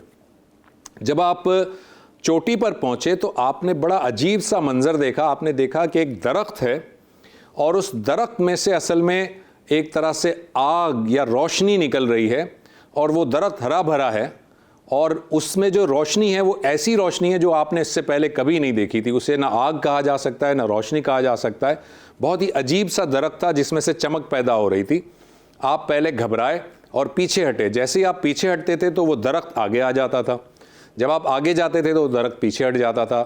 تو آپ جب بہت زیادہ گھبرائے تو آپ پلٹے پیچھے کی طرف. جب آپ پیچھے پلٹے تو آواز آئی کہ اے موسیٰ, میں تمہارا رب ہوں اور تم اپنے یہ جوتے اتار دو کیونکہ تم وادی مقدس میں ہو. حضرت موسیٰ علیہ السلام کے لیے بڑی عجیب سی یہ بات تھی, مگر آپ یہ آواز سن کر ایسی سچویشن ہوئی کہ آپ وہاں پر بالکل خاموش کھڑے ہو گئے. اس کے بعد اس درخت سے آواز آنے لگی کہ اے موسیٰ, میں جو ہے وہ تمہیں نبوت اور رسالت کے مرتبے پر فائز کرتا ہوں, میں تمہارا رب ہوں, اور تم کو میں نے اس بات کے لیے جو ہے وہ نبوت دی ہے کہ تم فرعون کے پاس جاؤ اور فرعون کو اللہ کا پیغام پہنچاؤ, اور فرعون سے کہو کہ بنی اسرائیلیوں کو غلامی سے آزاد کر دے اور انہیں چھوڑ دے. حضرت موسیٰ علیہ السلام یہ ساری کی ساری گفتگو سن کر بڑے حیران بھی ہوئے اور ایک طرح سے ان کو فکر بھی ہوئی. انہوں نے اللہ تعالیٰ سے کہا کہ یا اللہ, میں فرعون کے پاس جاؤں گا تو اپنے اس قتل کا آپ نے حوالہ دیا کہ یہ معاملہ ہوگا. اللہ تعالیٰ نے کہا کہ ہم سب جانتے ہیں, آپ فرعون کے پاس جائیے اور آپ اللہ کا پیغام دیجئے کیونکہ وہ بہت سرکش ہو گیا ہے, اور اس سے کہیں کہ وہ بنی اسرائیل کو آزاد کر دے. یہاں پر حضرت موسیٰ علیہ السلام نے اللہ تعالیٰ سے درخواست کی کہ یا اللہ, تو اس کام میں, کس کام میں؟ نبوت کے کام میں. تو اس کام میں میرے ساتھ میرے بھائی کو بھی وزیر بنا دے, یعنی میرا مددگار بنا دے. یعنی حضرت موسیٰ علیہ السلام نے اللہ تعالیٰ سے درخواست کی کہ میرے بھائی کو بھی نبی بنا دے. چنانچہ اللہ تعالیٰ نے آپ کی درخواست قبول کی اور حضرت ہارون علیہ السلام کو بھی نبوت عطا کر دی. یہ تاریخ میں پہلے پیغمبر ہیں اور شاید ایک ہی پیغمبر ہیں جن کو کہ کسی دوسرے پیغمبر کے دعا سے یا ان کی درخواست سے اللہ تعالیٰ نے پیغمبری عطا کر دی. حضرت ہارون علیہ السلام کو بھی اللہ تعالیٰ نے نبوت پر سرفراز فرمایا, اور پھر اللہ تعالیٰ نے حضرت موسیٰ علیہ السلام سے کہا کہ تمہارے ہاتھ میں کیا ہے؟ آپ کے ہاتھ میں عصا تھی, لاٹھی تھی.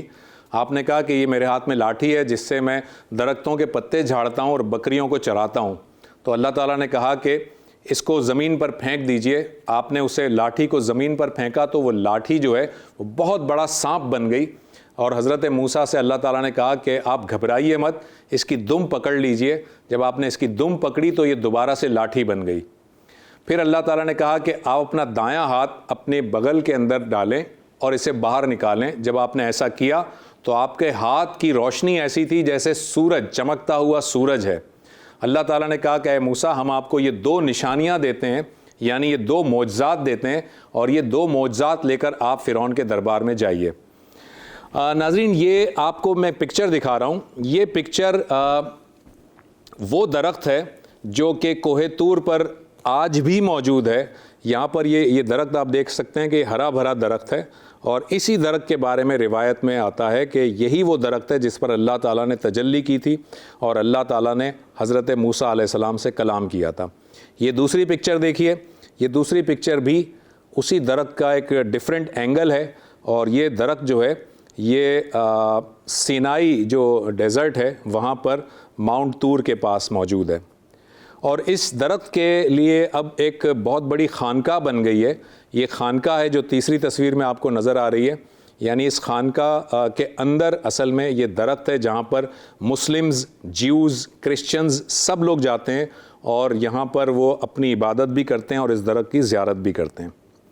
خیر, حضرت موسیٰ علیہ السلام واپس آئے, اپنی بیوی کو ساتھ لیا اور پھر مصر کی جانب روانہ ہوئے. اب آپ دیکھیں اللہ تعالیٰ کی قدرت کہ حضرت موسیٰ علیہ السلام آگ لینے گئے تھے پہاڑ پر, اور اللہ تعالیٰ نے ان کو نبوت عطا کر دی اس پہاڑ پر, کوہ طور پر.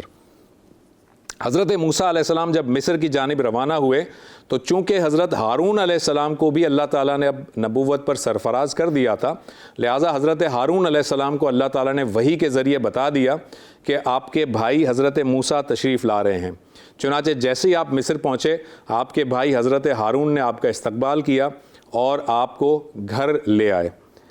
یہاں پر آنے کے بعد سب سے پہلا کام جو کہ حضرت موسیٰ علیہ السلام کی ذمہ داری ڈالی گئی تھی، حضرت موسیٰ علیہ السلام اور حضرت ہارون علیہ السلام یہ دونوں کے دونوں فرعون کے دربار میں پہنچتے ہیں اور فرعون سے کہتے ہیں کہ ہم اللہ کے پیغمبر ہیں اور تم اللہ کی توحید کو مان لو اور آخرت کی جواب دہی کے لیے ذمہ دار ٹھہرائے جاؤ گے، اور بنی اسرائیل پر ظلم اور ستم چھوڑ دو اور بنی اسرائیل کو آزاد کر دو۔ فرعون کے ساتھ جب یہ مکالمہ ہوا تو فرعون نے کہا کہ حضرت موسیٰ علیہ السلام سے کہا کہ تم تو وہی ہو نا جس نے ہمارے گھر میں پرورش پائی تھی، اور تم تو وہی ہو جو یہاں سے قتل کر کے بھاگ گئے تھے۔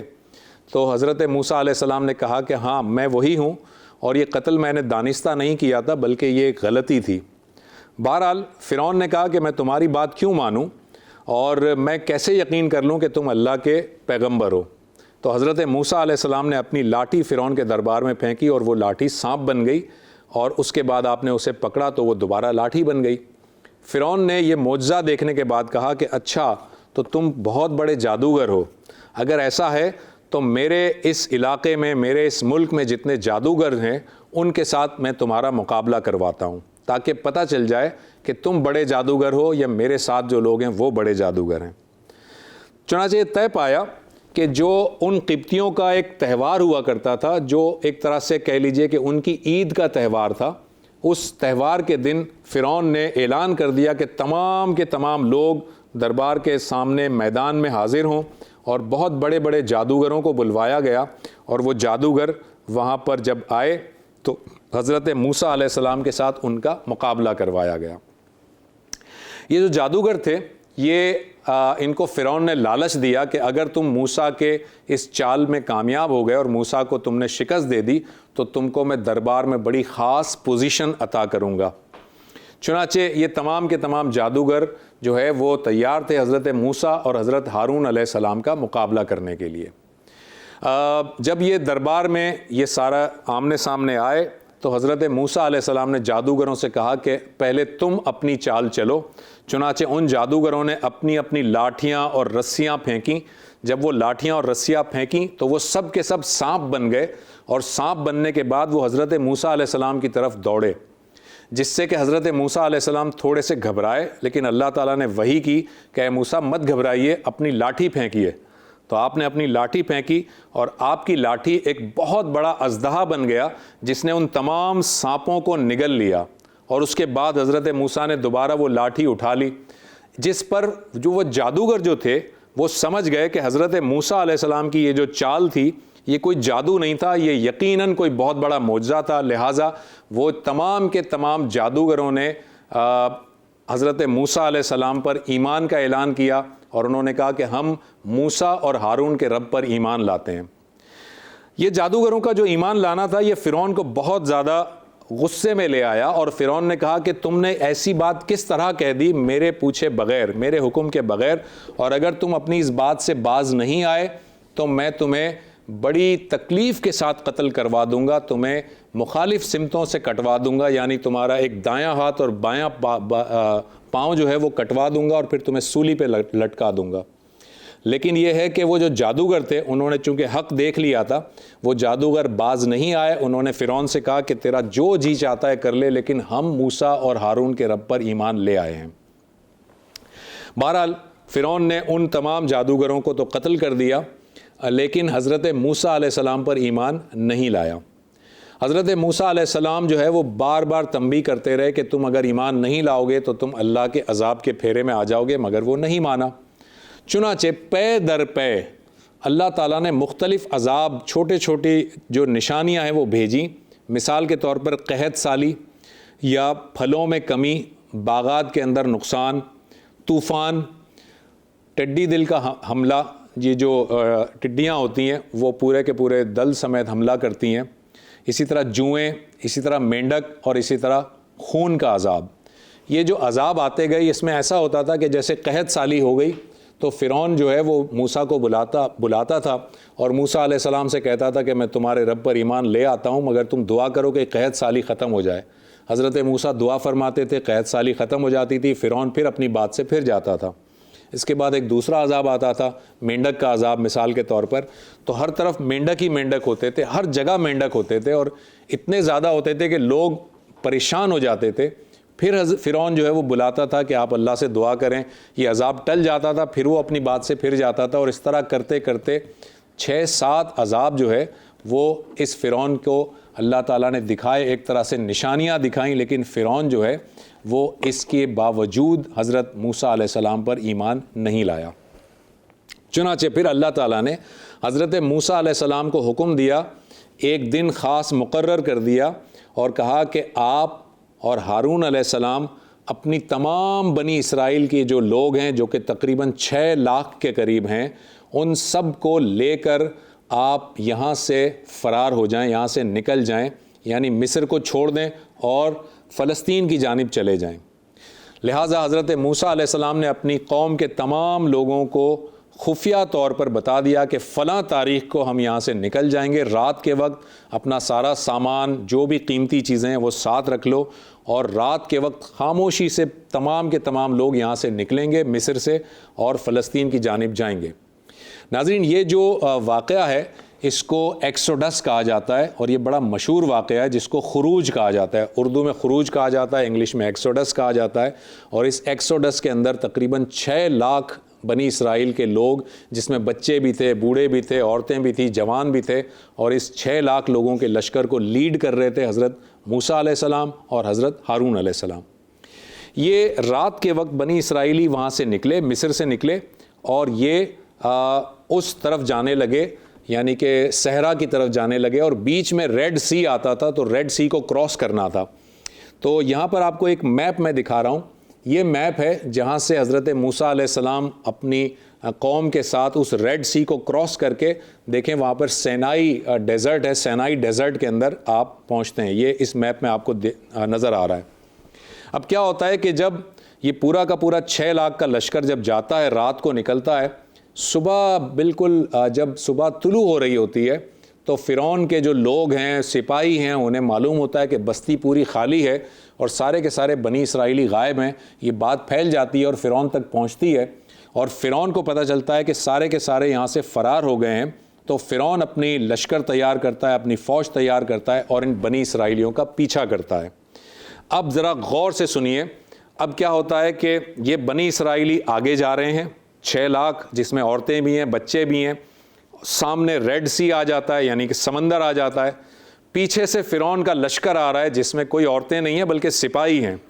اب یہ جو بنی اسرائیلی ہیں، یہ حضرت موسیٰ علیہ السلام کو کوستے ہیں، انہیں تانے دیتے ہیں، انہیں برا بھلا کہتے ہیں، اور کہتے ہیں کہ موسیٰ، تم نے آج ہماری جو ہے وہ ایسی حالت کر دی ہے کہ آگے سمندر ہے اور پیچھے فرعون کے سپاہی ہیں، اب ہمیں کون بچائے گا؟ حضرت موسیٰ علیہ السلام ان سے کہتے ہیں کہ تم پریشان نہ ہو، اللہ ہمارے ساتھ ہے، اور وہ اس لاٹھی کو اس سمندر پہ مارتے ہیں جو ریڈ سی کا سمندر ہے۔ جیسے ہی سمندر پہ لاٹھی مارتے ہیں تو وہ سمندر 2 حصوں میں بٹ جاتا ہے، اور پانی جو ہے وہ بالکل کھڑا ہو جاتا ہے، اور بیچ میں پورا کا پورا ایک خشک راستہ بن جاتا ہے۔ حضرت موسیٰ علیہ السلام جو ہے وہ اپنے اس 6 لاکھ افراد کو لے کر اس سمندر میں اتر جاتے ہیں اور آگے بڑھتے رہتے ہیں، اور یہاں سے پیچھے سے فرعون کا لشکر آتا ہے، اور فرعون کا لشکر دیکھتا ہے کہ یہ سمندر بالکل کھلا ہوا ہے، تب بھی اس شخص کو، اس بدبخت کو پھر بھی عقل نہیں آتی، وہ اللہ کا معجزہ پھر بھی نہیں سمجھتا، اور وہ کہتا ہے کہ اس خشک راستے سے ان کو جا کر پکڑتے ہیں۔ چنانچہ کیا ہوتا ہے کہ جیسے ہی فرعون اور اس کی فوج اس سمندر کے کھلے راستے کے اندر داخل ہوتی ہے، اب پانی یہاں سے ملنا شروع ہو جاتا ہے اور آگے سے پانی ہٹنا شروع ہو جاتا ہے، تو سارے کے سارے بنی اسرائیلی دوسری جانب صحرا کی جانب نکل آتے ہیں، اور فرعون اور اس کے لشکر کو اللہ تعالیٰ سمندر میں ڈبو دیتا ہے۔ جب یہ سمندر میں فرعون ڈوبنے لگتا ہے، جب ڈوب رہا ہوتا ہے، تب وہ کہتا ہے کہ میں موسیٰ اور ہارون کے رب پر ایمان لاتا ہوں، لیکن اس وقت حدیث میں آتا ہے کہ اس وقت اس کی یہ توبہ قبول نہیں کی گئی، کیونکہ یہ توبہ اب اس نے موت دیکھ لی تھی، اور اس وقت وہ کر رہا تھا، وہ ظاہر ہے کہ اس کی توبہ کے قبولیت کا وقت نہیں تھا۔ اللہ تعالیٰ نے اس فرعون کو ڈبو تو دیا، لیکن اس فرعون کو یہ کہا، اس سے وعدہ کیا کہ ہم تمہارے اس جسم کو آگے آنے والوں کے لیے جو تمہارے بعد آئیں گے ان کے لیے ایک عبرت بنا کے رکھ دیں گے۔ چنانچہ فرعون کے وہ جو سپاہی ڈوبے ان سب کے جسم مچھلیاں کھا گئیں یا وہ ضائع ہو گئے یا ڈیکمپوز ہو گئے، لیکن فرعون کی باڈی کو اللہ تعالیٰ نے زندہ رکھا، باڈی کو زندہ رکھا، فرعون کو نہیں۔ فرعون کو مار دیا گیا لیکن اس کی باڈی بالکل ایز اٹ از رہی، اور یہ 1881 میں یہ باڈی سمندر سے دریافت ہو گئی۔ یہاں پر آپ یہ باڈی کی تصویر دیکھ رہے ہیں، یہ وہ فرعون کی لاش ہے جو کہ سمندر سے نکالی گئی 1881 میں، اور اس وقت یہ مصر کے میوزیم میں رکھی ہوئی ہے۔ اور آپ دیکھیں کہ یہ عبرت کا نشان بنی ہوئی ہے یہ باڈی، کیونکہ اللہ تعالیٰ نے یہ کہا تھا کہ میں تمہارے اس جسم کو بعد میں آنے والوں کے لیے عبرت بنا کر رکھ دوں گا۔ یہ جو دوسری تصویر آپ دیکھ رہے ہیں ناظرین، یہ اس فرعون کے اس باڈی کی دوسری امیج ہے جو مصر کے میوزیم میں رکھی ہے۔ اب آپ کو ایک انٹرسٹنگ بات بتاتے ہیں۔ اب ذرا آپ دیکھیے اس باڈی کو، اس امیج کو دیکھیے جو فرعون کی یہ باڈی ہے، جو لاش ہے جو سمندر سے نکالی گئی ہے۔ آج کے جو ٹولز ہیں، آرٹیفیشل انٹیلیجنس کے جو ٹولز ہیں، جب ہم نے آرٹیفیشل انٹیلیجنس کے ٹولز کو یہ باڈی دی اور اے آئی سے ہم نے پوچھا کہ یہ فرعون کیسا لگتا ہوگا، تو اے آئی نے دیکھیں فرعون کی اصل تصویر بنا کر آپ کو دکھائی ہے۔ یہ دیکھیے یہ فرعون اس طرح لگتا ہوگا، یعنی فرعون کی جو لاش ہے جو مصر میں موجود ہے، اس کو جب اے آئی کو دیا گیا اور اے آئی سے پوچھا گیا کہ فرعون کیسا ہوگا، تو اے آئی نے فرعون کی یہ تصویر بنا کر دکھائی ہے جو آپ کے سامنے موجود ہے۔ خیر، جب حضرت موسیٰ علیہ السلام کو اللہ تعالیٰ نے بچا لیا، ان کی قوم کو بچا لیا، تو روایات میں آتا ہے کہ یہ عاشورے کا دن تھا، یعنی محرم کی 10 تاریخ تھی، جس میں کہ اللہ تعالیٰ نے بنی اسرائیلیوں کو نجات دی تھی فرعون کی اس غلامی سے۔ اب بنی اسرائیلی صحرا میں آ گئے، اور صحرا میں جب آئے تو اللہ تعالیٰ نے ان پر، وہ صحرا تھا، یہ ذرا ذہن میں رکھیے گا، ڈیزرٹ تھا، وہاں نہ پانی تھا نہ کوئی نباتات تھی، کچھ کھانے کی چیز نہیں تھی، لیکن اللہ تعالیٰ نے ان 6 لاکھ افراد کے لیے ایسا انتظام کیا کہ ان پر من و سلوہ برسایا۔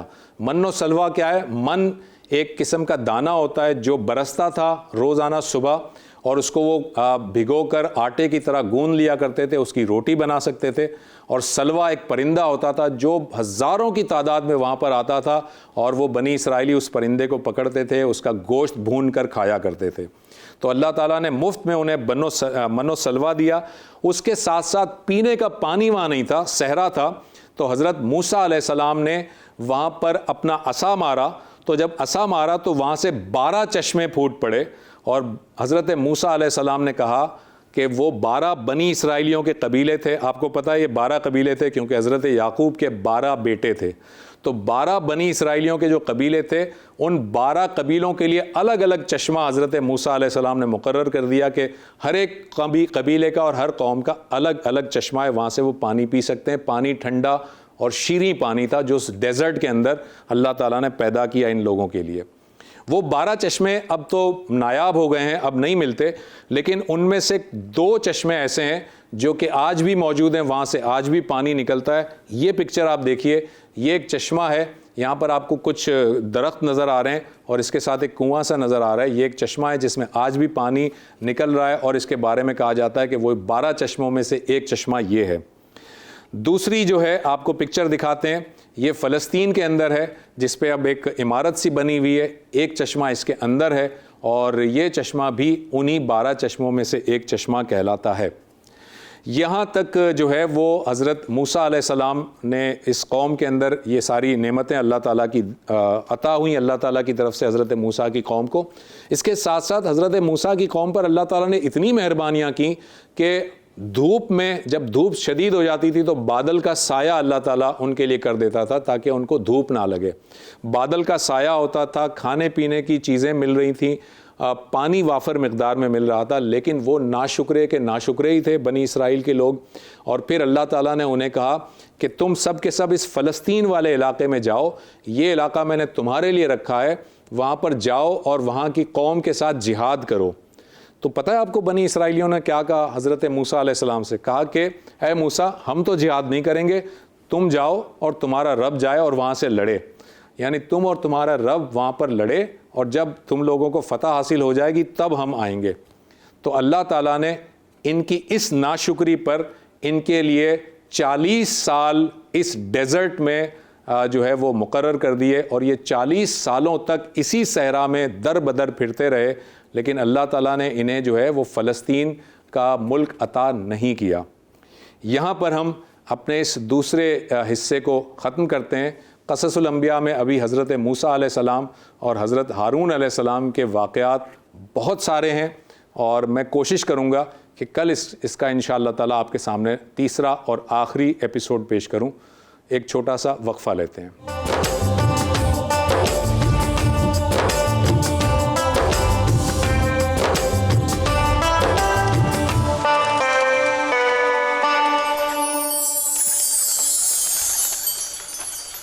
شجاع الدین شیخ صاحب کو اللہ تعالیٰ نے یہ صلاحیت دی ہے کہ وہ بہت ہی مدلل انداز میں اور جامع انداز میں مگر سہل طریقے سے قرآن کا پیغام پہنچاتے ہیں۔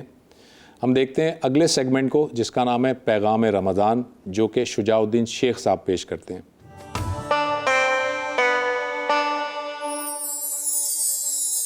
الحمدللہ رب العالمین والصلاة والسلام علی سید الانبیاء والمرسلین، اما بعد فاعوذ باللہ من الشیطان الرجیم، بسم اللہ الرحمن الرحیم۔ فلم تقتلوہم ولکن اللہ قتلہم وما رمیت اذ رمیت ولکن اللہ رما، صدق اللہ العظیم۔ اللہم صلی علی محمد وعلی آل محمد وبارک وسلم۔ رب اشرح لی صدری ویسر لی امری واحلل عقدۃ من لسانی یفقہوا قولی واجعل لی وزیرا من اہلی، آمین یا رب العالمین۔ ناظرین کرام، السلام علیکم ورحمۃ اللہ وبرکاتہ۔ اللہ رب العالمین نے قرآن حکیم میں جا بجا قتال فی سبیل اللہ، جہاد فی سبیل اللہ کے موضوعات پر کلام فرمایا، اور اسی کلام کے دوران میں اللہ تعالیٰ نے مختلف غزوات پر تبصرہ بھی عطا فرمایا۔ بدر ہو، احد ہو، احزاب ہو، غزوہ تبوک ہو، فتح مکہ کا مختصر تذکرہ ہو، ان غزوات کے حوالے سے اللہ تعالیٰ نے جا بجا قرآن پاک میں تبصرے عطا فرمائے۔ ماہ رمضان کی 17 تاریخ بدر کا معرکہ سجا۔ حق و باطل کے درمیان میں نبی مکرم علیہ السلام کے مبارک دور میں پہلا جو باقاعدہ ٹکراؤ ہوا وہ غزوہ بدر ہے، جو 17 رمضان المبارک کو سجا یہ میدان، اور اس دن کو سورۃ الانفال میں اللہ تعالیٰ نے یوم الفرقان قرار دیا، حق اور باطل میں فرق کر دینے والا دن۔ رمضان کا مہینہ نزول قرآن پاک کا مہینہ، قرآن پاک کو بھی فرقان کہا گیا ہے، اور بدر کے دن کو بھی فرقان کہا گیا ہے۔ ایک فرقان قرآن پاک کے الفاظ کی صورت میں ہے، اور اس قرآن پاک کی تربیت، اس کے ذریعے سے تربیت کے نتیجے میں جب صحابہ کرام رضی اللہ تعالی عنہ اجمعین کی جماعت تیار ہوئی، نبی علیہ السلام کی یہ تربیت یافتہ جماعت اللہ کی پکار پر لبیک کہتی ہوئی جب بدر کے میدان میں کھڑی ہوئی، تو گو کے 313 تھے 1000 کے مقابلے میں، گو کہ بظاہر جنگ کی تیاری نہیں تھی، تجارتی قافلے کی طرف جانے کا ان کا ارادہ تھا، گو کہ بظاہر ہتھیار ان کے پاس نہیں تھے، گو کہ ساز و سامان ان کے پاس نہ ہونے کے برابر تھا، اور 1000 کا لشکر ابو جہل اور اس کی پوری کمپنی جو آئی ہے وہ ناچتے کودتے شرابے پیتے ہوئے آئے، اور ساز و سامان سے لیس ہو کر آئے، سینکڑوں گھوڑے اونٹ ان کے پاس موجود، تلواریں سینکڑوں کی تعداد میں موجود ہیں، مگر what was a deciding factor? Deciding factor کیا تھا کہ اللہ 313 کے ساتھ تھا۔ فضائے بدر پیدا کر فرشتے تیری نصرت کو، اتر سکتے ہیں گردوں سے قطار اندر قطار اب بھی۔ یہ بدر کا معرکہ رمضان المبارک میں سجا۔ رمضان کا مہینہ ہمارے یہاں تصور آ گیا کہ کول رہنے کا مہینہ، ٹھنڈا رہنے کا مہینہ، آرام کا مہینہ، اور روزے کے علاوہ کھانے پینے کا مہینہ، غروب آفتاب سے صبح صادق تک کھاتے رہو، پیتے رہو، راتوں کو جاگتے رہو، سیر سپاٹے کرتے رہو۔ ہمارا یہ تصور بن گیا۔ رسول اکرم علیہ السلام کے دور کا رمضان تو بڑا ایکٹیو رمضان تھا۔ اسی ماہ رمضان میں حضور کے دور میں بدر کا معرکہ سجتا ہے، اسی ماہ رمضان میں فتح مکہ ہوتی ہے۔ سبحان اللہ، یہ بڑے عظیم معرکے ماہ رمضان میں پیش آئے حضور کے دور میں صلی اللہ علیہ وسلم۔ آج کی نشست میں ابتدا میں نے سورہ انفال کی آیت نمبر 17 کے الفاظ آپ کے سامنے تلاوت کیے تھے۔ سورہ انفال میں اللہ تعالیٰ نے تفصیلی تبصرہ غزوہ بدر کے حوالے سے عطا فرمایا، وہیں اللہ تعالیٰ نے ارشاد فرمایا فَلَمْ تَقْتُلُوهُمْ وَلَٰكِنَّ اللَّهَ قَتَلَهُمْ، ایمان والو، اے نبی علیہ السلام کے صحابہ، تم نے ان کافروں کو قتل نہیں کیا۔ عجیب الفاظ سنیے، تم نے ان کافروں کو قتل نہیں کیا، وَلَٰكِنَّ اللَّهَ قَتَلَهُمْ، لیکن اللہ نے انہیں قتل کیا ہے۔ اللہ اکبر، 70 کافر قتل ہوئے ہیں، ابو جہل بھی قتل ہوا، صحابہ کرام موجود تو ہے نا، 2-4 تلواریں ہیں وہ ہیں، کسی کے پاس نیزہ ہوگا، کسی کے پاس لکڑی ہی ہوگی، کھڑے تو ہے نا۔ اللہ فرماتا ہے کہ تم نے قتل نہیں کیا، میں نے قتل کیا ان کافروں کو۔ ایک موقع آیا نبی علیہ السلام نے مٹی لی مٹھی میں اپنی، اور مٹھی میں جو مٹی تھی اس پر پھونک ماری، اور آپ نے فرمایا کہ شاہت الوجوہ، چہروں کو بگاڑ دے۔ یہ مٹی کافروں کی آنکھوں میں گئی، دھول مٹی ان کی جب آنکھوں میں گئی تو بھگدڑ مچ گئی، پھر قتل ہوئے کفار، 70 کے قریب قتل ہوئے بدر کے میدان میں۔ اللہ تعالیٰ کے رسول موجود ہیں صلی اللہ علیہ وسلم، مٹھی آپ کی ہے، مٹی آپ نے اٹھائی ہے، پھونک آپ نے ماری ہے، اللہ فرما رہے کہ نہ وما رمیت اذ رمیت ولکن اللہ رما، اے نبی علیہ السلام مٹی آپ نے نہیں پھینکی، مٹی تو اللہ نے پھینکی۔ اللہ اکبر۔ عالم ظاہر میں ظاہر کے معاملات کو دیکھیں، صحابہ موجود، حضور موجود، اللہ فرماتے ہیں کہ نہیں تم نے قتل نہیں کیا، میں نے قتل کیا، مٹی نبی آپ نے نہیں پھینکی، میں نے پھینکی صلی اللہ علیہ وسلم۔ آپ اندازہ کیجئے روحانیت کا درجہ اور قرب الہی کا درجہ، اس سے اوپر کوئی ہو سکتا ہے؟ روحانیت کا کوئی درجہ، قرب الہی کا کوئی درجہ اس سے اوپر ہو سکتا ہے کہ بندہ عمل کر رہا ہے اور اللہ تعالیٰ اپنی طرف نسبت دے رہا ہے، اللہ تعالیٰ اپنی طرف اس کو منسوب کر رہا ہے۔ اللہ اکبر کبیرہ۔ آج اللہ کا دین کس کیفیت میں ہے مجھے اور آپ کو پتہ ہے، لکھا ہوا تو ہے، قرآن پاک بھی ہے، احادیث مبارکہ بھی، دینی کتب بھی موجود ہیں، مگر کوئی ایک خطہ زمین ہمارے سامنے نہیں جہاں دین اسلام اپنے نظام کی شکل میں مکمل موجود ہو۔ ہے کہ غالب نہیں؟ اے خاصائے خاصان رسول وقت دعا ہے، امت پہ تیری آ کے آج جب وقت پڑا ہے، وہ دین جو بڑی شان سے نکلا تھا وطن سے، پردیس میں وہ آج غریب الغربا ہے۔ آج اس دین کے غلبے کی جد و جہد ہماری ذمہ داری ہے۔ وقت فرصت ہے کہاں، کام ابھی باقی ہے، نور توحید کا اتمام ابھی باقی ہے، ختم نبوت ہو چکی، کار رسالت باقی ہے۔ یہ پیغام کا پہنچایا جانا اور حضور کے قائم کردہ نظام کو قائم کر کے دنیا کے سامنے پریزنٹ کرنا، باطل کے خاتمے کی جد و جہد کرنا اور عدل کے نفاذ کی محنت کرنا، یہ کام ہمارے کاندھوں پر ہے۔ فضائے بدر پیدا کرنا پڑے گی۔ آج تو مغلوبیت ہے نا، اس لیے کہ آج ہم دین کے ساتھ کمیٹڈ نہیں ہیں۔ صحابہ کرام کمیٹڈ تھے، سب کچھ قربان کرنے کو تیار تھے، تو فضائے بدر پیدا کی تو 1,10,000 کا لشکر آیا تھا، تمام تیاریوں کے ساتھ آیا تھا، مگر اللہ 313 کے ساتھ تھا۔ اللہ نے غلبہ عطا فرمایا ان کافروں کے مقابلے میں صحابہ کرام کو، نبی اکرم علیہ السلام کی پیاری جماعت کو، اور اس دن کو اللہ نے فرقان قرار دیا۔ آج بھی بات یہی ہے کہ فضائے بدر پیدا کر فرشتے تیری نصرت کو اتر سکتے ہیں گردوں سے قطار اندر قطار اب بھی۔ آج ہم اللہ کے ساتھ کمیٹڈ ہو جائیں، مخلص ہو جائیں اور اللہ کے دین کی خاطر سب کچھ قربان کرنے کی ٹھان لیں، تو اللہ آج بھی ہمارے ساتھ ہے، اللہ کی قدرت آج بھی ہمارے ساتھ ہو جائے گی۔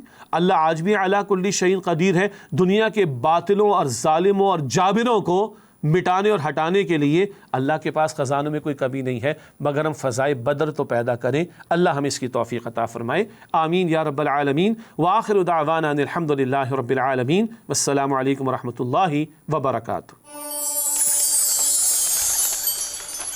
جی ناظرین، آج ہماری 17ویں سحری اختتام کو پہنچی۔